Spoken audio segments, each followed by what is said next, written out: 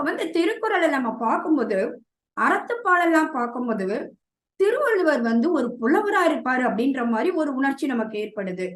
பொருட்பால்ல உள்ள மேலாண்மை கருத்துக்களை எல்லாம் நம்ம பார்க்கும்போது, அவர் ஒரு தலைவரா இருப்பாரு அப்படின்ற உணர்ச்சி நமக்கு ஏற்படுது. காமத்துப்பால பார்த்தோம்னா, அவர் ஒரு கவிஞர் அப்படின்ற மாதிரி ஒரு உணர்ச்சி ஏற்படுகிறது. இந்த திருவள்ளுவருடைய குறளில் உள்ள அந்த அத்துணை மேலாண்மை கருத்துக்களும் அந்த காலத்துக்கு மட்டுமல்லங்க, இந்த காலத்துக்கும் நமக்கு பயன்படுகிறது. இன்னும் சொல்ல போனா, இன்னும் பிறக்கக்கூடிய குழந்தைகள்கிட்ட கூட கை கொடுக்கக்கூடிய ஒரு தகுதி திருவள்ளுவருக்கு இருக்கு.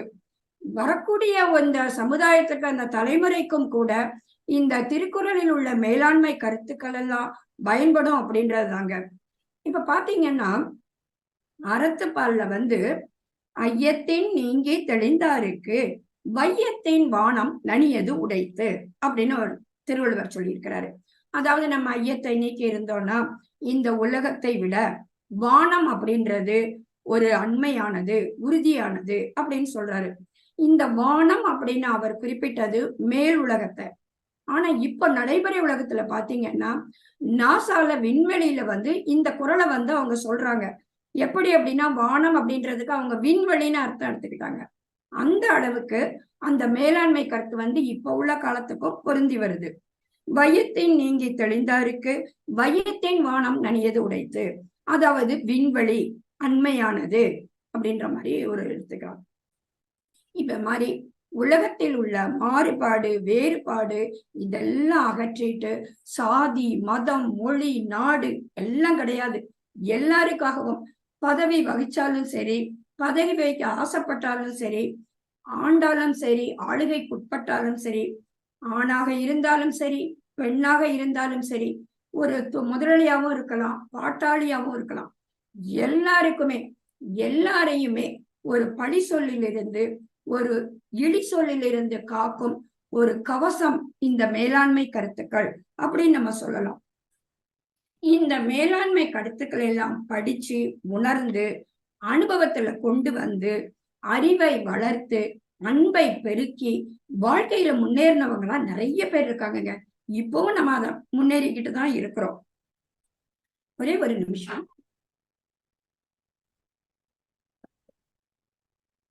டாக்டர் கார்ல் க்ரோ அப்படின்ற அந்த ஜெர்மானியர் ஒரு குறளை படிக்கிறாரு.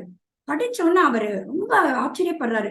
எவ்வளவு சிறப்பாக இருக்கிறது, 2 அடிக்குள்ள இவ்வளவு சிறந்த கருத்துக்களை சொல்ல முடியுமா அப்படின்னு அவர் ரொம்ப ஒரு புலகாங்கிதம் அடைந்து தமிழை படித்து 1330 குறள்களையும் 1854 அவர் மொழிபெயர்த்திருக்காரு.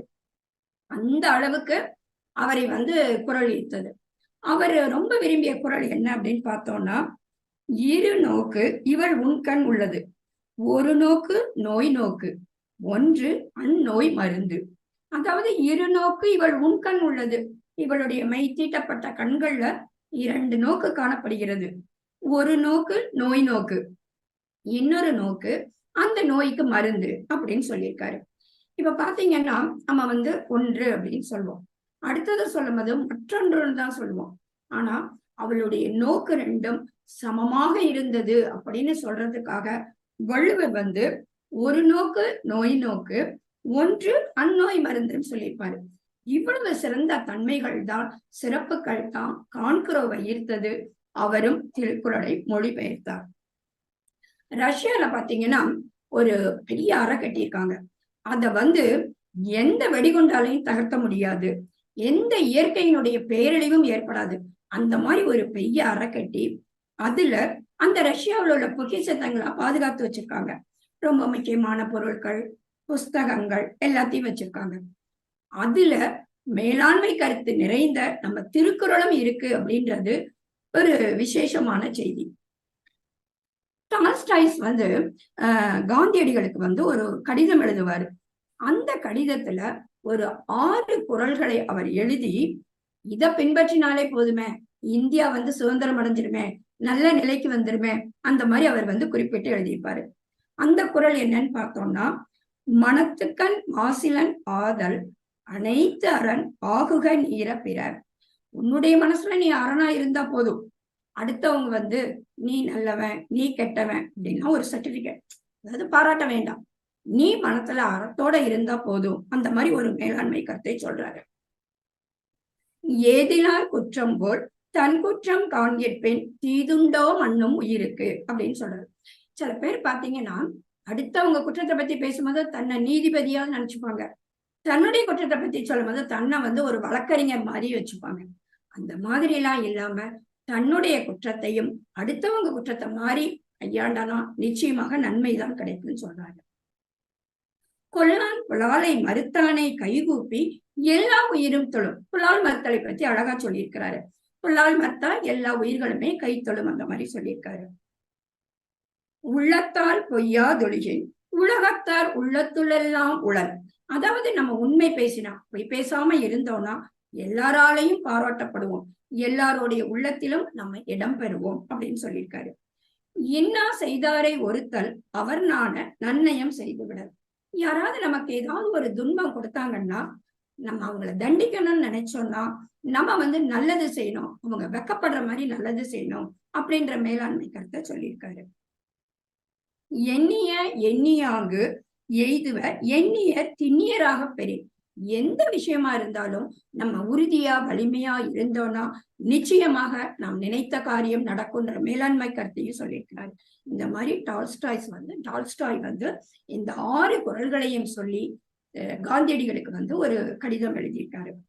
நம்ம ரத்தன் டாடா கூட ரொம்ப அடிக்கடி சொல்வாரு, I don't believe in taking right decision, first I take decision then I make them right அப்படின்னு சொல்வார் அடிக்கடி. அதே மாதிரி தான் நம்ம காரியத்துல உறுதியா திடமா இருந்தோம்னா நிச்சயமாக நம்ம வந்து வெற்றி பெற முடியும்.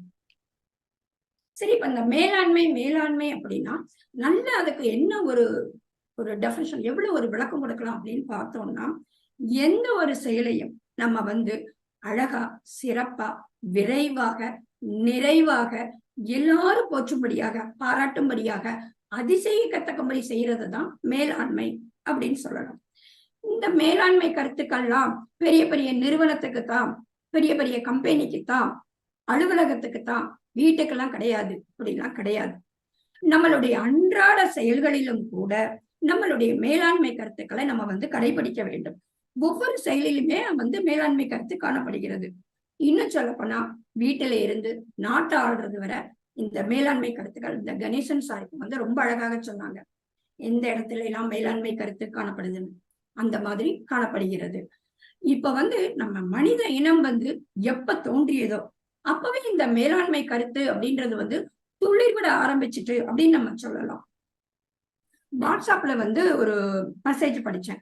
இந்த மேலாண்மையை வந்து வேளாண்மையோட ஒப்பிட்டு சொல்லியிருந்தாங்க. ரொம்ப இதா இருந்தது. அதாவது ஒரு மனிதனுடைய இனிய சொல் தான் விளைநிலமா, அந்த அவனுடைய ஈதல் அப்படின்ற கொடைதான் விதை. அப்படி வாய்மை என்ற எருவிட்டு அன்பு என்னும் நீர் பாய்ச்சி வேளாண்மை செய்தால் அறம் என்ற கதிர் செழித்து நம்ம நல்லா அறுவடை பண்ணலாம் அப்படின்னு படிச்சேன். உண்மைதானங்க.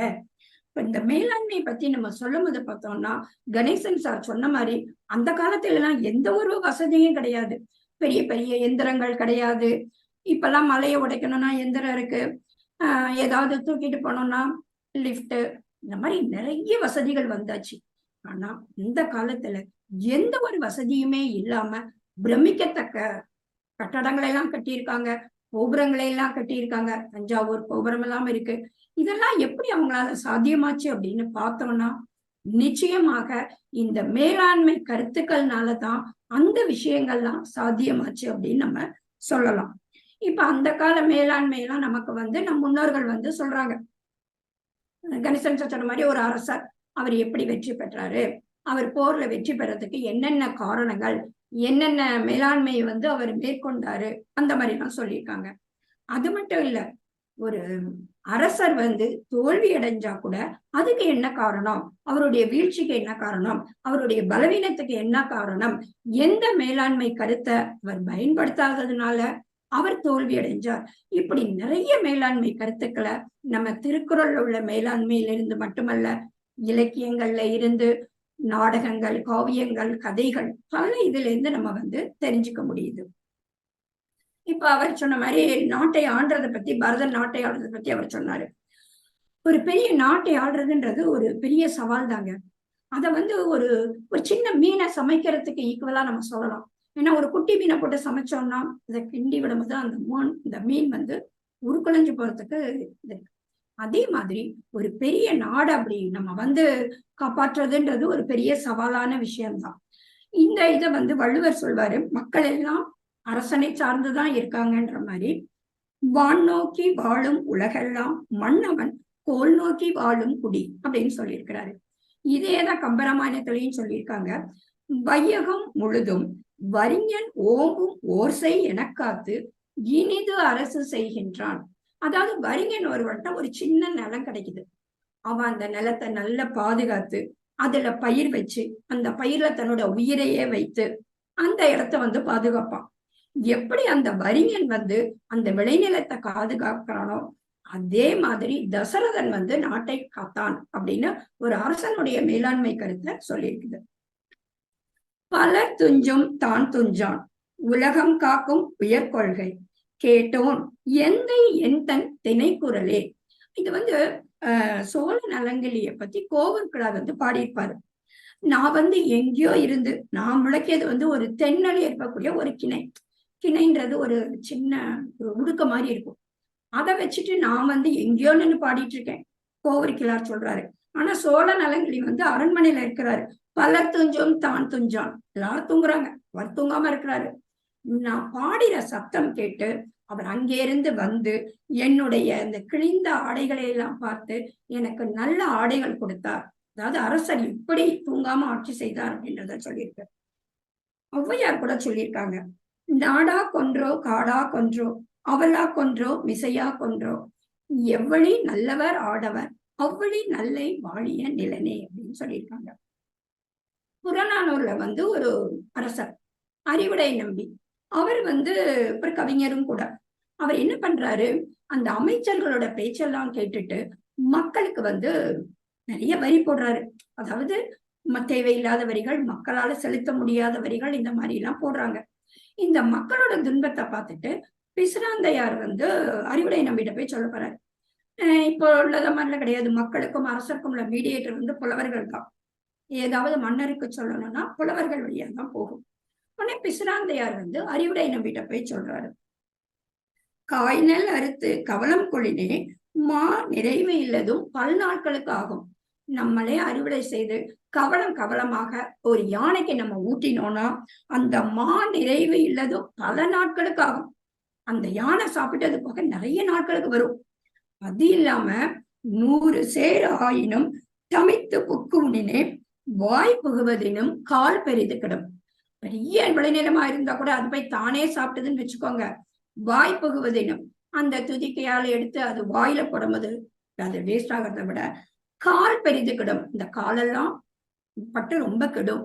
அந்த மாதிரி மேலாண்மை கருத்தை அந்த பிசிராந்தையார் அறிவுடை நம்பிக்கை சொன்னதாக படிக்கிறோம். இப்ப நான் ஒரே ஒரு குறள் எடுத்து அதை சார்ந்த மேலாண்மை கருத்துக்களை எனக்கு தெரிஞ்ச வரை உங்களோட பகிர்ந்துக்கலாம்னு நினைக்கிறேன். குறள் கருவி காலம் வினை இடையினோடு ஐந்தும் இருள் தீர எண்ணி செயல். ரொம்ப அழகாக சொல்லியிருக்கிறார். எந்த செயலா நம்ம எடுத்தாலும் சரி, குறள் பொருள் கருவி காலம் வினை இடம், இந்த 5ஐயும் நம்ம கவனிச்சாலே நிச்சயமாக நாம் எடுத்துக்கொண்ட காரியம் வெற்றி பெறும் அப்படின்ற ஒரு மேலாண்மை கருத்தை சொல்லி இருக்கிறாரு. அதை மட்டும் சொல்லல, எண்ணி துணிய கருமம் துணிந்த பின் எண்ணுவோம் என்பது இழுக்கு அப்படின்னு சொல்லியிருக்கிறாரு. தெளிவுதலனை தொடங்கார் இழிவனும் ஏதப்பாடு அஞ்சுபவர். தெளிவில்லாத செயலை தொடங்கவே மாட்டாங்க. ஏன்னா இழிவு, தனக்கு குற்றம் வந்துடும், தனக்கு அவப்பெயர் வந்துடும் சொல்லிட்டு தெளிவில்லாத காரியத்தை தொடங்க மாட்டாங்க அறிவுடையார்கள். அந்த மாதிரி சொல்லியிருக்கிறார். இதுக்கு நம்ம உதாரணமாக சிறகாரியை சொல்லலாம். சிறகாரி யாருன்னு எல்லாருக்குமே தெரியும், கௌதம முனிவரோட பையன். இந்த சிறகாரியோட அப்பா கௌதம முனிவர் என்னுடைய மனைவி, அதாவது அவனுடைய தாயை கொன்னுருன்னு சொல்லிட்டு குடியில விட்டு வெளியில போயிடுறாங்க. சிறகாரி தவிச்சு போய் நிக்கிறான். தந்தை சொல்மிக்க மந்திரமே கிடையாது, அதுக்காக தாயை கொல்ல முடியுமா? தாயில் சிறந்த கோயிலும் கிடையாது, தன்னை வளர்த்து ஆளாக்குனவ தாய், தாயை எப்படி கொல்ல முடியும்? மேலும் தன்னுடைய தாய் குற்றமற்றவள், ஒரு குற்றம் இல்லாதவளை நம்ம எப்படி இது பண்ண முடியும் அப்படின்னு சிறகாரி இருக்காரு. இந்த குடிலை வீட்டு பண்ண கௌதம மணி வந்து யோசிச்சுட்டே போறாரு. நம்ம தப்பு பண்ணிட்டோமோ, நம்ம மனைவிய வந்து இப்படி கொல்ல சொல்லிட்டோமே, அவ குற்றம் இல்லாதவள், அவ மேல என்ன தப்பு? குற்றம் இல்லாதவளை நம்ம வந்து இப்படி கொல்லுன்னு சொல்லிட்டோமே. இந்த அவ்வளவு குற்றத்துக்கு காரணம் இந்திரன் தானே. இந்திரன் வந்து என்னுடைய வடிவத்தில் வரப்போய் தானே நம்மளுடைய மனைவிக்கு தெரியாம போச்சு. நம்ம அவசரப்பட்டு ஒரு குற்றமும் செய்யாத நம்ம மனைவியை கொல்லும்படி சொல்லிட்டோமேன்னு மனசு வந்து ஐயோ ஒரு பெரிய தப்பு செய்ய போறோமேன்னு சொல்லிட்டு வீட்டுக்கு ஓடி வராரு, குடிலுக்கு வராரு. அந்த குடிலுக்கு வரும்போது குடில் வாசல்ல சிறகாரி வந்து அந்த கோடாரின்னு சொல்லுவாங்க இல்லையா, அத கையில வச்சுட்டு நிக்கிறாரு. தந்தை உள்ள வந்தவுடனே தந்தையை பார்த்தவுடனே அந்த சிறகாரி வந்து என்னை மன்னித்து விடுங்கள் தந்தையே அப்படின்னு சொல்றாரு. இதை கேட்டவுடனே அவரு பதறிறாரு. தன்னுடைய மனைவியை கொன்னுட்டான் சிறகாரி அப்படின்ற மாதிரி நிக்கிறாரு. அந்த சமயத்துல குடிசைக்குள்ளிருந்து அவருடைய மனைவி வெளியில வராங்க. அதை பார்த்த உடனேதான் இவருக்கு வந்து உயிரே வருது. இந்த மாதிரி சிறகாரி தன்னுடைய குணத்திற்கு பெயருக்கு தக்கபடி தெளிவில்லாத காரியத்தை அவன் செய்யவே இல்லை. தெளிவுதலனை தொடங்கார் இழிவனும் ஏதப்பாட்டுக்கு அஞ்சுபவன்ற மாதிரி சிறகாரி ஒரு இதா இருந்தாரு. இப்ப நம்ம பார்த்தோம் இல்லையா, பொருள் கருவி காலம் வினை இடையினோடு ஐந்தும் இருள் தீர எண்ணி செயல். இதுல நம்ம வந்து பொருள் அப்படின்றத முதல்ல எடுத்துக்கலாம். இப்போ பொருள்னா எல்லாருக்குமே தெரியும், பொருள் தான் எல்லாம், பொருள் எல்லாருக்கும் இவ்வுலகம் இல்லை அப்படின்னு தான் சொல்றோம். இந்த பொருளை வந்து திருவள்ளுவர் வந்து சொல்லியிருக்காரு, நீங்க எல்லாம் பொருளை எல்லாம் சேர்த்து வச்சுக்கோங்க அப்படின்னு ஒரு குரல்ல சொல்லியிருக்காரு. செய்க பொருளை செருணர் செருக்கரைக்கும் எஃகு அதனில் கூறியது இல். அதாவது எஃகு அதனில் கூறியது இல்லைன்னா அதை விட ஒரு கூறான ஆயுதமே கிடையாது. உன்னுடைய பகைவர்களுடைய செருக்கை அழிக்கக்கூடிய ஆயுதம் உன்னிடமுள்ள பொருள் மட்டும்தான். அதனால நீ பொருளை சேர்த்துக்கோ அப்படின்ற ஒரு கருத்தை சொல்றாரு. அது மட்டும் அவர் சொல்லலங்க. பொருள் அல்லவரை பொருளாக செய்யும் பொருள் அல்லது இல்லை பொருள். பொருள் இல்லாதவரையும் பொருளாக, அதாவது ஒரு மதிப்புடையவராக பாராட்டுதலுக்குரியவராக செய்யக்கூடியது அவரிடமுள்ள பொருள் தான். அதை தவிர வேறு எதுவுமே இல்லை அப்படின்ற கருத்தையும் சொல்லியிருக்காரு. இந்த பொருளினுடைய தன்மையை பத்தி அவர் என்ன சொன்னார் அப்படின்னா, கூத்தாட்டு அவை குழாத்தற்றே பெருஞ்செல்வம் போக்கும் அது விழிந்தற்று. அதாவது கூத்தாட்டு அவை குழாத்தற்றுனா இப்ப வந்து அந்த காலத்துல நாடகங்கள் இந்த மாதிரி சினிமா எல்லாம் நடக்கும். இப்ப அதுக்கு வந்து ஒவ்வொருத்தரா அப்படி வருவாங்க. அந்த நிகழ்ச்சி அந்த இது முடிஞ்ச உடனே எல்லாரும் ஒண்ணு போல வெளியில போயிடுவாங்க. இப்ப நம்மளுடைய மீட்டிங்லயே பார்த்தோம்னா இந்த ஜூம் ஆரம்பிச்ச உடனே ஒவ்வொருத்தரா ஜாயின் பண்ணாங்க. கடைசியில மங்களம் பாடி முடிச்ச உடனே எல்லாரும் வெளியில போயிடுவாங்க. அதுதான் செல்வத்தினுடைய தன்மை அப்படின்னா ஒரு கருத்தை வந்து சொல்றாரு. அப்படிப்பட்ட தன்மையுடைய அந்த செல்வத்திலேயே நம்ம கவனமா இருக்கணும் அப்படின்றத, ஆகாது அளவிட்டதாயினும் கேடில்லை போகாறு அகலா கடை அப்படின்னு சொல்றாரு. வரும் வழி சின்னதாக இருந்தாலும் போற வழி பெருசாகாம பார்த்துக்கோங்க. அதாவது வரவை விட செலவு அதிகமாகாம பார்த்துக்கோங்க. வரவு எட்டனா செலவு பத்தனா அதிகம் ரெண்டனா கடைசி துண்டனான்னு வரவுக்கு மேல செலவாகாம நீங்க பார்த்துக்கோங்க அப்படின்ற மேலாண்மை கருத்தையும் அவர் சொல்றாரு. ஔவையார் கூட இதேதான் சொல்லியிருக்காங்க. ஆன முதலில் அதிகம் செலவானால் மானம் அழிந்து மதிகட்டு போன திசை எல்லாருக்கும் கல்லானாய் ஏழ் பிறப்பும் தீயானாய் நல்லாருக்கும் பொல்லானாம் நாடு அப்படின்னு அந்த பொருளை பத்தி சொல்லியிருக்காங்க. நான்மணி கடிகையில கூட ஒரு பொருளை பத்தி ஒரு பாடல் படிச்சாங்க. கல்லில் பிறக்கும் கதிர்மணி காதலி சொல்லில் பிறக்கும் உயர்மதம் மெல்லென்று அருளில் பிறக்கும் அறநெறி எல்லாம் பொருளில் பிறந்து விடும் அப்படின்னு சொல்லியிருக்காங்க. அதாவது இந்த ஒளி வீசக்கூடிய மணிகள் எல்லாம் கல்லில் இருந்துதான் வருது. காதலுடைய சொல்லில் இருந்துதான் ஆடவர்களுக்கு வீரமே வருது. மனதுல தோன்றக்கூடிய ஒரு அருள் உணர்ச்சியினாலதான் அற வழிகள்லாம் நல்வழிகள்லாம் வருது. இப்படி எல்லாத்தையும் சொல்லிட்டு எல்லாம் பொருளில் பிறந்து விடும் அப்படின்னு நான்மணி கடிகையில சொல்லப்பட்டிருக்கிறது. இப்ப இந்த பொருளை பத்தி எல்லாம் சொல்லும் போது பெருநராற்றுப்பறையில ஒரு பாடல் படிச்சேன். அது வந்து ஒரு பெரிய பாடல். அதுல வந்து ஒரு தயிர்காரி, அவ வந்து இந்த பறவைகள்லாம் எழுந்த நேரத்திலேயே உட்காந்து மத்த வந்து தயிரை கடைவா. அதாவது இந்த நாங்க வந்து மோரை சிலுப்புறது அப்படின்னு திருநெல்வேலி பக்கத்துல சொல்லுவோம். அந்த மாதிரி தயிரை அப்படி சிலுப்புறாங்க. சிலுப்பும் போது அந்த மோர் வந்து அந்த பானையினுடைய விளிம்பு, இந்த பானையினுடைய பக்கவாட்டுல எல்லாம் அப்படி புள்ளி புள்ளி புள்ளியா வெள்ளையா அப்படி தெரிக்குது. அப்படி சிலுப்பிட்டு அந்த மோரை வந்து விற்க போறான்.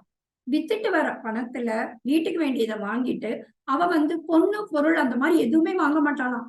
அவ என்ன வாங்குவா அப்படின்னா, மறுபடியும் ஒரு எருமை வாங்குவாளாம், பசு வாங்குவாளாம், கன்று வாங்குவாளாம். ஏன்னா அதுதான் அவ பார்த்துட்டு இருக்கா. இன்னும் அவளுடைய செல்வம் பெருகும். அதனால அவ தங்கம் அந்த மாதிரி வாங்க மாட்டா அப்படின்ற மாதிரி பொருள் மேலாண்மை பத்தி அந்த பாடல்ல வருது. அதுல சில வரிகளை மட்டும் சொல்றேன். நள்ளிருள் விடியல் பிழல போகி புலிக்குரல் மத்தம் ஒளிப்ப வாங்கி நாள்போர் மாற்றும் நல்மா மேனி நெல்விலை கட்டி பசும்பன் கொள்ளாள் எருமை நல்லான் கருணாகு பெறுவோம். அவ அதெல்லாம் விட்டு தனக்கு வேண்டிய தங்கமோ வைரமோ அந்த மாதிரி நகையெல்லாம் வாங்கவே மாட்டாளாம். கன்று பசு இந்த மாதிரிதான் வாங்கி தன்னுடைய வாழ்க்கையை வளம்படுத்துவான்ற ஒரு நல்ல மேலாண்மை கருத்தை அந்த பெருநராற்றுப்படைன்ற இதுல சொல்லியிருக்காங்க. இந்த பாடல்ல இன்னொரு சிறப்பும் இருக்கு. என்ன அப்படின்னு பார்த்தோம்னா, நபிகள் நாயகம் வந்து சொல்வாரு, நம்ம உழைக்கக்கூடிய வேர்வை உணர்றதுக்கு முன்னாடி கூலி கொடுத்துடணும் அப்படின்னு ஒரு நல்ல ஒரு கருத்தை சொல்லியிருப்பாரு. அதே மாதிரி இந்த ஆய்மகள் இந்த தயிர் வைக்கிறவா அந்த மோரை சிலுப்பும் போது அப்படி புள்ளி புள்ளியா தெரிச்சுக்கும் பானையில சொன்னோம் இல்லையா, அதெல்லாம் காயறதுக்கு முன்னாடியே அந்த மோரை வித்து முடிச்சிருவாளாம். அதுக்கு என்ன அர்த்தம் அப்படின்னு பார்த்தோம்னா, அந்த மோர் கெட்டு போறதுக்கு முன்னாடியே அதை வித்துருவாளாம். ஏன்னா அவங்க கொடுக்கக்கூடிய பொருளினுடைய தன்மையும் விற்கக்கூடிய பொருளும் தரமாக இருந்தது அப்படின்ற ஒரு கருத்தை சொல்ற மாதிரி இந்த பாடல் அமைஞ்சிருக்கு. இதே இதுல பாத்தீங்கன்னா இப்ப வந்து இந்த மாதிரி பொருள் மேலாண்மைக்கு நம்ம சொல்லிக்கிட்டே போலாம். பெர்னாட் ஷாவை வந்து ஒருத்தர் வந்து படம் வரைஞ்சாரு. ரொம்ப நல்லா வரைஞ்சிருந்தாரு. இன்னும் பெர்னாட் ஷாவும் அவருக்கு வந்து ஒரு $300 கொடுக்கலாம் அப்படின்னு முடிவு பண்ணாரு. அவர் என்ன பண்ணாரு, 50 6 செக் எழுதி அந்த ஓவியர்கிட்ட கொடுத்தாரு. அவர் என்ன இது, எதுக்கு இப்படி 6 செக்கை இவர் வேஸ்ட் பண்றாரு, ஒரு செக் எழுதி கொடுத்தா போறாதா அப்படின்னு நினைச்சுட்டு அதை அவர்கிட்டயே கேட்கிறாரு. அதுக்கு பெர்னாட் ஷா சொல்றாரு, என்னுடைய கையெழுத்தினுடைய மதிப்பு இப்ப வந்து $50. என்னுடைய கையெழுத்தை எல்லாரும் வாங்கிக்கிறாங்க. இப்படி நீ எல்லாருக்கிட்டையும் கொடுத்தாலே 6 பேருக்கு கொடுத்தாலே உனக்கு $300 கிடைச்சிடும். நிச்சயமாக வாங்கினவங்க அதை வந்து பேங்க்ல கொண்டு போய் கொடுக்க மாட்டாங்க. ஏன்னா அவங்க என்னுடைய கையெழுத்தை பாதுகாக்கணும்னு நினைச்சு வாங்குறாங்க. அதனால வங்கியிலையும் என்னுடைய பணம் வந்து இதாதான் இருக்கும் அப்படின்ற இதை வந்து சொல்வாரு. இதே மாதிரி இன்னொன்னு படிச்சேன். இந்த காலத்துல ஒரு பொருள் மேலாண்மை நல்ல கருத்துன்னு வச்சுக்கோங்களேன். ஒருத்தர் வந்து ஒருத்தர்கிட்ட வந்து கடன் வாங்குறாரு. 25,000 ரூபாய் வாங்குறாரு. அதை கொடுக்கவே மாட்டேங்கிறாரு. ஏமாத்திக்கிட்டே இருக்காரு. நாள்களும் போய் மாதங்களும் போய் வருடங்களும் போயிருது. இந்த கடன் கொடுத்தவர் ரொம்ப கோவப்படுறாரு. இன்னும் ஒரே ரொம்ப கோவமா போய் அவர்கிட்ட போய் ஒரு நாள் கேட்கிறாரு. அவர் என்ன கோவத்துல கேட்டாரோ அதை விட கோவத்துல இந்த கடன் வாங்கியவர் என்ன செய்யறாரு, டக்குன்னு ஒரு செக் எழுதி கையில கொடுத்துட்றாரு. இந்த வச்சுக்கோ செக்க, ஆனா நீ இதை இப்ப போட்டேன்னா பவுன்ஸ் ஆயிடும், கொஞ்சம் அதுல பணம் குறையுது, நான் போட்ட அப்புறம் நீ எடுத்துக்கோன்னு சொல்லிட்டு செக்க கொடுத்துட்றாரு. இந்த செக்கை வாங்கினவரும் நிச்சயமாக இவர் குறைய போட்டு நம்ம வாங்க போறதுல இவ்வளவு நாள் கடத்திட்டாரு. அவர் என்ன பண்றாரு, நேரா வங்கிக்கு போறாரு. வங்கியில் உள்ள அலுவலக மேனேஜரை பார்த்து, இப்படி வந்து நான் இந்த செக்கை போடணும், இது பவுன்ஸ் ஆயிடக்கூடாது, அமௌண்ட் இருக்கான்றத மட்டும் பார்த்து சொல்லுங்க அப்படின்னு சொல்லுவாரு. பார்த்தா 23,000 ரூபாய் அந்த அக்கௌண்ட்ல இருக்கு அப்படின்னு சொல்லி உடனே இவர் என்ன பண்ணுவாரு, 3,500 ரூபாயை போட்டுட்டு தன்னுடைய பணத்தை எடுத்துக்கிடுவாரு. இந்த மாதிரி மேலாண்மை பொருள் மேலாண்மையை பத்தி வள்ளுவர் சொன்ன மாதிரி நிறைய பேர் வந்து இது பண்றாங்க. இப்போ பொருள் கருவி காலம் வினை இணையினோடு 5 இருள் தீர எண்ணி செயல். இப்ப நம்ம வந்து பொருள் பத்தி பார்த்தோம். அடுத்தது கருவி. கருவி அப்படின்றது எல்லாருக்குமே தெரியும். எந்த விஷயத்துக்கு எந்த கருவியை எப்போ எப்படி உபயோகப்படுத்தணுமோ எப்படி உபயோகப்படுத்தணும். நிச்சயமாக நாம் எடுத்த காரியம் நல்லபடியா நடக்கும். இப்ப நம்ம வீட்லயே எடுத்துக்கிட்டோம்னா ஒரு குழம்பு எடுக்கணும்னு வச்சுக்கோங்களேன். குழம்பு எடுக்கிறதுக்கு குளிக்கரண்டியை வச்சுதான் எடுக்கணும். இந்த கண்ணகப்ப மாதிரியோ இந்த தட்டையா இருக்கிறதுல இருந்து எடுக்க முடியாது. ஒரு பெரிய மலை இருக்கு, அதை உடைக்கணும்னா ஒரு சின்ன உளிய வச்சு உடைக்க முடியாது. எந்தெந்த செயலுக்கு எந்தெந்த கருவி தேவையோ அதை பயன்படுத்தினோம்னா நம்ம வெற்றி பெறலாம். இதே இன்னொரு குறள்லயும் அவர் சொல்லியிருப்பாரு, அறிவினை என்ப உளவோ கருவியான் காலம் அறிந்து செய்யணும் அப்படின்னு சொல்லியிருப்பாரு. இந்த ஆபிரகாம் லிங்கம் வந்து அவர் வந்து சொல்வாரு, என்ன வந்து 4 மரத்தை வெட்டு அப்படின்னு எங்கிட்ட கொடுத்தாங்கன்னா நான் அதுல அது ஒரு 4 மணி நேரம் மரம் வெட்டணும் அப்படின்னு அவர்கிட்ட சொன்னா அவர் 2 மணி நேரம் அந்த கருவியை நான் வந்து கூர்மப்படுத்துறதுதான் நேரம் செலவழிப்பேன் அப்படின்னு சொல்லியிருக்காரு. இப்ப இந்த இதுலயே நம்ம கருவியினுடைய முக்கியத்துவத்தை நம்ம வந்து நல்லா அறிஞ்சுக்கலாம். பொருள் கருவி காலம் வினை இடையினோடு 5 இடனோடு ஐந்தும் இருள் தீர எண்ணி செயல். இப்ப பொருள் கருவி. அடுத்தது காலம். காலத்தை பத்தி நம்ம எல்லாருக்குமே தெரியும். காலம் எவ்வளவு முக்கியமானது, பொன் போன்றது அப்படின்லாம் தெரியும். இந்த நெப்போலியன் ஒரு பெரிய போர் வீரர். ஆனா அவ்வளவு பெரிய போர் வீரரா இருந்தா கூட ரஷ்யாட்ட அவர் தோத்துட்டாரு. அதுக்கு காரணம் என்னன்னா, குளிர்காலத்துல போய் அவர் போரிட போயிருந்தார். அந்த குளிர்காலத்துல போனதுனால நிறைய குதிரைகள்லாம் இறந்து போச்சு. இவருடைய படை வீரர்கள்லாம் இறந்து போனாங்க. அதனாலதான் அவர் தோல்வி அடைந்தார் அப்படின்னு வரலாறு சொல்லுகிறது. காலம் தாழ்த்தி செய்யறத நம்ம காலம் தாழ்த்தி செய்யணும். காலம் தாழ்த்தாம செய்யறத நம்ம காலம் தாழ்த்தாம செய்யணும். இதையே திருவள்ளுவர் ரொம்ப அழகாக இன்னொரு பொருளை கூட ஒரு மேலாண்மை கருத்தை சொல்லியிருக்காரு. செய்யத்தக்க அல்ல செய்ய கடும், செய்யத்தக்க செய்யாமையானும் கடும் அப்படின்னு சொல்லியிருக்கிறாரு. ஒரு சின்ன முள்செடி இருக்குன்னு வச்சுக்கோங்களேன், அது உடனே நம்ம அழிச்சணும். சின்னதா இருக்கும் போதே. இப்ப சொல்றாங்க இந்த சீம கருவேலம் சொல்றாங்க, அது எவ்வளவு கெடுதல், அது பூமி நிலத்துல உள்ள நீரெல்லாம் எடுத்துருது, அதை ஒழிக்கணும் அப்படிலாம் செஞ்சு இப்ப நம்ம முன்னே செஞ்சுட்டு இருக்கோம். இந்த மாதிரி இந்த சின்ன முள்செடி இதெல்லாம் சின்னதா இருக்கும் போதே அதை பறிச்சுட்டோம்னா, அதை புடுங்கி எடுத்துட்டோம்னா நிச்சயமாக நமக்கு நல்லதுதான் கிடைக்கும். இதே திருவள்ளுவர் இன்னொரு குறள்ல கூட தன்னுடைய மேலாண்மை கருத்தா சொல்வாரு. இளையதாக முள்மரம் கொள்க, கலையினர் கல்கொள்ளும் காழ்த்த இடத்து. சின்னதா இருக்கும் போதே நீங்க வெட்டி எடுத்துட்டீங்கன்னா உங்களுக்கு பிரச்சனை இல்லை. பெருசானா நீங்க எடுக்க போனீங்கன்னா உங்க கையில கூட காயம் ஏற்படும். அந்த மாதிரி சொல்றாங்க. திரௌபதி அவ முனிவர்கள் இருப்பாங்க இல்லையா, அவங்க மனைவிமாரோட நீராடிட்டு இருப்பாங்க. அப்ப குளத்துல நீராடிட்டு இருக்கும்போது இந்த ஜெயத்ரதன் திரௌபதி முடிய பிடிச்சு இழுத்து அவளை ரதத்துல வச்சு கடத்தி கொண்டு போறான். இந்த முனிவன்மார்கள் அவளோட இருந்தவங்க எல்லாரும் போய் தடுக்கிறாங்க. ரதத்து முன்னாடியில எல்லாம் போய் மறிக்கிறாங்க. ஆனா அவ்வளவு பேரையும் காயப்படுத்திட்டு அந்த ஜெயத்ரதன் ரதத்துல திரௌபதியை கூட்டிட்டு போயிடறான். இவங்க எல்லாம் போய் தர்மர்கிட்ட போய் சொல்றாங்க. தர்மர்கிட்ட சொன்ன உடனே பீமனும் அர்ஜுனனும் குதிரையில வேகமா போறாங்க. அவங்க வேகத்தை பத்தி சொல்லவே வேண்டாம், அவ்வளவு வேகமா போறாங்க. அர்ஜுனன் ஒரு அம்பு விடுவான். எங்கேயோ போயிட்டு இருக்கும் அவருடைய ரதம், அதை நிப்பாட்டிடும். போய் அர்ஜுனனும் திரௌபதியை மீட்டு கூட்டிட்டு வந்துருவாரு. அப்ப பாத்தீங்கன்னா இந்த ஜெயத்ரதனை என்ன பண்ணுவாங்க, கயிறை வச்சு கட்டிட்டு குதிரையில வருவாங்க இல்லையா, அதை இழுத்துட்டு வருவாங்க. அப்படி இழுத்துட்டு வரும்போது ஜெயத்ரதன் உடல்ல எல்லாம் காயம் ஏற்பட்டிருக்கும். குற்றுயிரும் குறையுருமா அந்த ஜெயத்ரதனை கொண்டு போய் அந்த தர்மர் முன்னாடி கொண்டு போய் அர்ஜுனனும் பீமனும் விடுறாங்க. இத பார்த்த உடனே தர்மர் கொஞ்ச நேரம் அப்படியே இருந்துட்டு, சரி வேற மன்னிச்சு விட்டுருங்க, ஏன்னா நம்மளுடைய குலக்கொடி, நம்ம தங்கையோட கணவன் இவர், ஏன் அவ விதவையாகிறதுக்கு நம்ம காரணமா இருக்கணும், இந்த ஜெயத்ரதனை மன்னிச்சு விட்டுருங்க அப்படின்னு சொல்லுவாங்க. அந்த நேரத்துல திரௌபதி சொல்வா, இல்ல இல்ல இவரை விடவே கூடாது, இவன் ஒரு முள்செடி, இவனை வளர விட்டோம்னா நம்மளையே அழிச்சிருவான், இவனை விடவே கூடாதுன்னு திரௌபதி எவ்வளவோ சொல்லுவாங்க. ஆனா தர்மர் கேட்க மாட்டாரு. கடைசியில அந்த முள்செடி அந்த ஜெயத்ரதனால எவ்வளவு அழிவு ஏற்பட்டது அப்படின்றத நம்ம மகாபாரதத்துல படிக்கிறோம். இந்த மாதிரி பொருள் கருவி காலம் வினை இடனோடு ஐந்தும் இருள் தீர எண்ணி செயல். பொருள் கருவி காலம் அந்த மாதிரிதான் பார்த்தோம். இப்ப வினை இடம் ரெண்டு பார்க்கணும். இப்ப வினை அப்படின்னு சொல்லும் போது ரொம்ப அழகாக திருவள்ளுவருடைய ஒரு மேன்மை கருத்தவர் என்ன சொல்லியிருக்காருன்னா, வினைத்திற்பம் என்பது ஒருவன் மனத்திற்பம், மற்றையெல்லாம் பிற. அவனுடைய மனத்திற்பம் தான். அவன் உறுதியாக இருந்தால் நிச்சயமாக அவன் நினைத்த காரியத்துல வெற்றி பெறலாம். அந்த மாதிரி சொல்லியிருப்பாரு. இப்ப பாத்தீங்கன்னா பெரிய பெரிய கம்பெனில பெரிய பெரிய உயர் பதவியில எல்லாம் இருப்பாங்க. அவங்க எல்லாத்துலயும் நிபுணத்துவம் பெற்றிருப்பாங்கன்னு சொல்ல முடியாது. சில திறமைகள் அவங்கள்ட்ட இல்லாம இருக்கலாம். அப்படி அவங்க என்ன பண்ணணும், அவங்க மன உறுதியோட நிச்சயமாக என்னட்ட இந்த திறமை இல்லை அப்படின்னு ஏத்துக்கிட்டு அந்த திறமை யார்கிட்ட இருக்கோ அதை அறிந்து அவங்கள தங்களோட சேர்த்துக்கிட்டாங்கன்னா நிச்சயமாக அவங்க நினைத்த காரியம் வெற்றி பெறும் அப்படின்னு சொல்லலாம். இத ஒரு மேலாண்மை கருத்துல கூட திருவள்ளுவர் சொல்லியிருப்பாரு. நவில் தோறும் நூல் நயம் போலும் பயில் தோறும் பண்புடையாளர் தொடர்பு. எப்படி நம்ம நூலை படிக்க படிக்க நமக்கு இன்பம் பெருகிக்கிட்டே இருக்கோ, அதே மாதிரி பண்புடையாளர்களோடைய நம்ம சேரும்போது நிச்சயமாக அவங்களுடைய ஒரு பண்புகளும் நல்ல செயல்களும் நமக்கும் வந்தடையும் அப்படின்ற மாதிரி ஒரு மேலாண்மை கருத்தை வள்ளுவர் சொல்லி இருக்கிறாரு. நாலடியார்ல கூட ஒரு பாடல் இருக்கிறது. நல்லவரே ஆயினும் கற்றாரை சேர்ந்தொழுகின் நல்லறிவு நாளும் தலைப்படுவர்.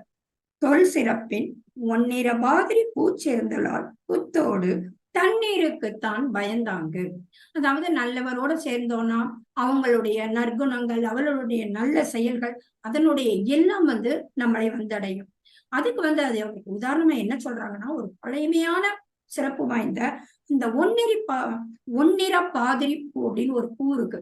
அந்த பூ என்ன ஆகும்னா, இந்த மண்பானைக்கும் அந்த பானையில உள்ள தண்ணிக்குமே மனத்தை கொடுக்குமா.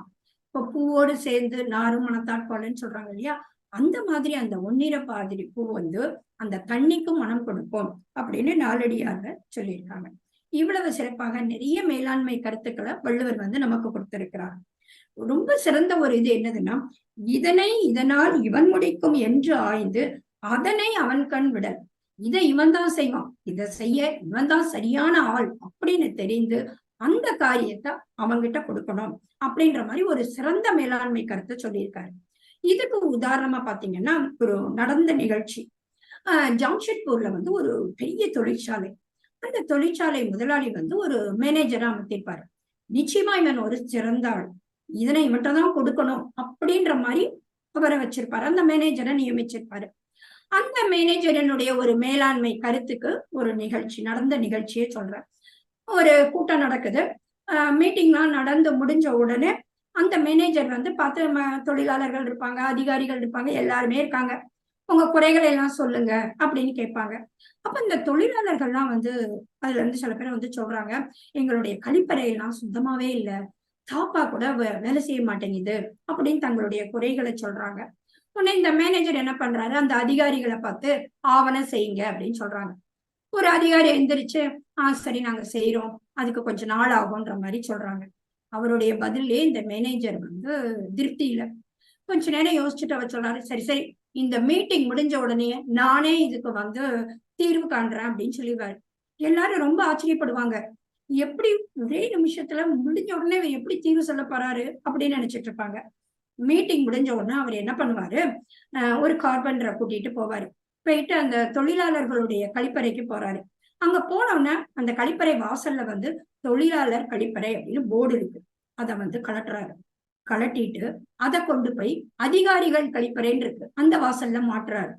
அதிகாரிகள் கழிப்பறைன்ற இருக்க போர்டை தூக்கிட்டு தொழிலாளர்கள் கழிப்பறையில மாட்டிடுறாரு. அவ்வளவுதான். சொல்லவும் வேணுமா, எவ்வளவு சீக்கிரத்துல அந்த பாத்ரூம் அந்த கழிப்பறை சுத்தம் செய்யப்பட்டதுன்னு. அவ்வளவு அவருடைய செயலுக்கு. அது மட்டும் அவர் செய்யலைங்க, அவர் செஞ்ச இன்னொரு சிறப்பு என்ன அப்படின்னா, 15 நாட்களுக்கு ஒரு முறை இந்த தொழிலாளர் கழிப்பறையில உள்ள அந்த போர்டு அதிகாரிகள் கழிப்பறைக்கு போகணும், அதிகாரிகள் கழிப்பறையில் உள்ள போர்டு தொழிலாளர்கள் கழிப்பறைக்கு வரணும் அப்படின்ற ஒரு சிறந்த ஒரு தீர்வையும் அவர் எடுத்தாரு அப்படின்னு சொல்லலாம். இதனால் இவன் முடிக்கும் என்றாராய்ந்து அதனை அவன் கண் விடல்னு சொன்ன மாதிரி அந்த மேலாண்மை கருத்துக்கு தக்கபடி அந்த முதலாளி நடந்ததுனாலதான் அந்த கம்பெனி இன்னும் சிறப்பாக நடைபெறுகிறது அப்படின்னு சொல்லலாம். இந்த மாதிரி நிறைய மேலாண்மை கருத்துக்களை சொல்லிக்கிட்டே போகலாம். என்னை கவர்ந்த, என்னுடைய வாழ்க்கையில் என்னை திருத்தியேன்னு கூட சொல்லலாம், இல்லைன்னா என்னை ஆட்கொண்ட அப்படின்னு கூட சொல்லலாம். அந்த மாதிரி ஒரு திருக்குறளோடு என்னோட உரையை நான் முடித்துக் கொள்கிறேன். யாதனின் நீங்கியான் நோதல் அதனின் இயல். அதாவது எந்த இதுல நமக்கு எந்த ஒரு பற்றுனால நம்ம வருத்தப்படுவோம்னு தெரிஞ்சோம்னா அந்த பற்றுல இருந்து நம்ம விலகிட்டோம்னா நிச்சயமா துன்பமே இல்லை அப்படின்றதுதான் இந்த திருக்குறள்ல திருவள்ளுவர் சொல்லக்கூடிய ஒரு மேலாண்மை கருத்து. இந்த திருக்குறளினுடைய இன்னொரு சிறப்பு என்ன அப்படின்னு பார்த்தோம்னா, இதை சொல்லும் போது நம்மளுடைய உதடுகள் ஒட்டாது, பற்று இல்லாம இருக்கும். அவ்வளவு சிறந்த இந்த திருக்குறள். பற்று அப்படின்னா அவர் பெண் பற்று, பொன் பற்று, சொத்து பற்று, நகைப்பற்று, இந்த மாதிரி உறவு பற்று, பிள்ளைங்க பாசப்பற்று, இப்படி நிறைய அடுக்கிக்கிட்டே போல. எந்த பற்றா வேணாலும் இருக்கட்டும், அது குழந்தை பற்றா இருக்கட்டும், நகைப்பற்றா இருக்கட்டும், மண் பற்றா இருக்கட்டும், எந்த பற்றா இருக்கட்டும், அந்த பற்றுல இருந்து நீ விலகி இருந்தேன்னா அதனால உனக்கு துன்பமே இல்லைன்ற சொல்றாரு. இப்ப இது என்னுடைய வாழ்க்கையில எப்படி நடந்ததுன்னா, நான் ஒரு யூடியூபரா சும்மா அது ஒரு டைரி மாதிரி வச்சுக்கிறேன். அதனால பெரிய வருமானம் அந்த மாதிரி எல்லாம் கிடையாது. என்னுடைய நினைவுகளை நான் சேகரிக்க சொல்லக்கூடிய ஒரு தளமாக ஒரு யூடியூப் சேனல் வச்சுட்டு இருக்கேன். அதெல்லாம் எடிட் பண்றதுக்கு ராத்திரி 11 மணிக்கு மேல உட்காருவேன். கொஞ்சம் அமைதியா ப்ரெசென்ட்டா இருக்கேன், நல்லா செய்யலாமே அப்படின்னு. ஆனா பாத்தீங்கன்னா, இந்த 11 மணிக்கு மேல உட்காரும்போது அது முடிக்கும்போது 1, 2ன்னு ஆயிடும்.